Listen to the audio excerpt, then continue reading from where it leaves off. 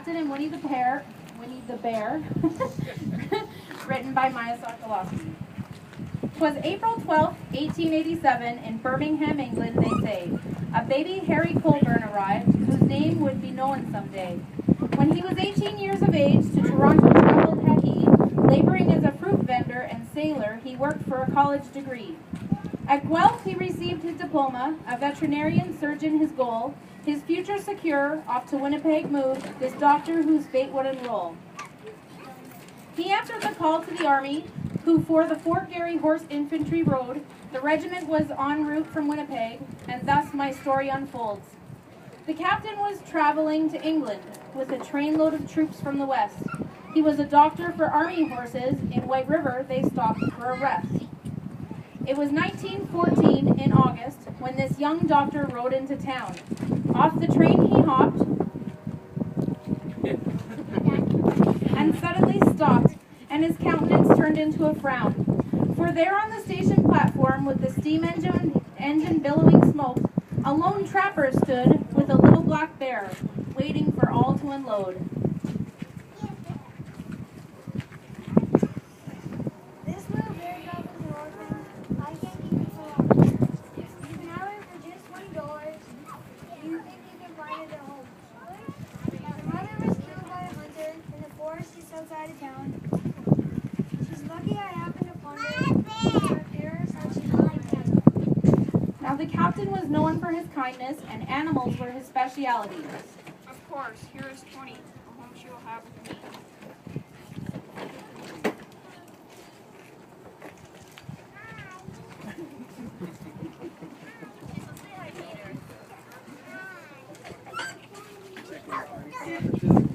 Off to his quarters they sauntered, with this little black bear at his knee. He chuckled and whistled in sheer delight, for he thought what great friends they could be. I'll name you after my hometown so no one will ever forget where you were born and how we suddenly met. The captain spent all of his leisure in training and loving this bear. I'll name you after my hometown. Winnipeg Bear, I'll tell you, I take quarters at camp you will share. The captain fashioned a pallet, then placed it under his bed, and there she would sleep and dream little bear dreams. She was safe and had nothing to dread. Winnipeg soon was their mascot, followed the troops everywhere. Her gifts became known to the army, that here was a fabulous bear. Harry nicknamed her Winnie, as she played and learned tricks on a whim. Perhaps she'd be great in the movies, or maybe a Hollywood film. The troops traveled on to Valcartier. Maneuvers they practiced while there. They won over many a friendship and became an inseparable pair. From Glace Bay, across the water, in the SS Manitou ship, sailed Winnie and Captain Colburn, this voyage one stage of their trip. 2 weeks on the ocean spent Winnie, tasting the salty sea air, braving the waves all around her, this affable, lovable bear.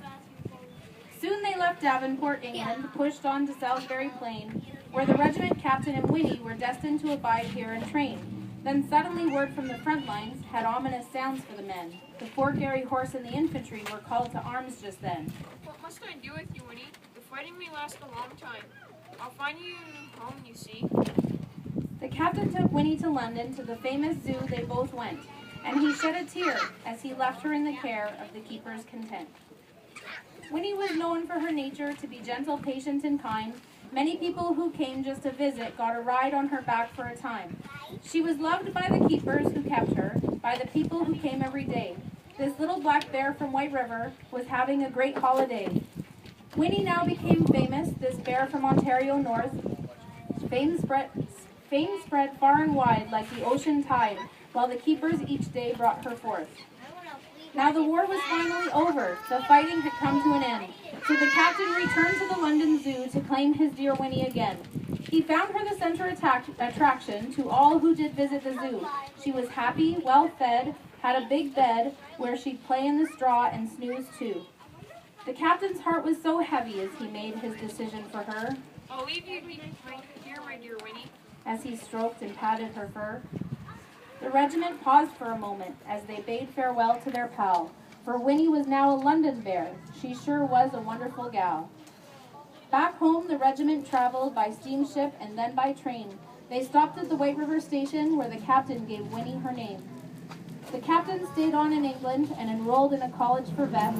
He furthered his knowledge of animals to doctor other people's pets.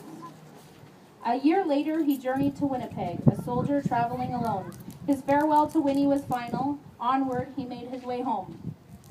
The legend goes that an author who wrote stories for children to read came to the zoo with his little young son for this bear they wanted to see. Christopher Robin was happy to spend time with his father again, and especially to stride with the bear by his side was told again and again.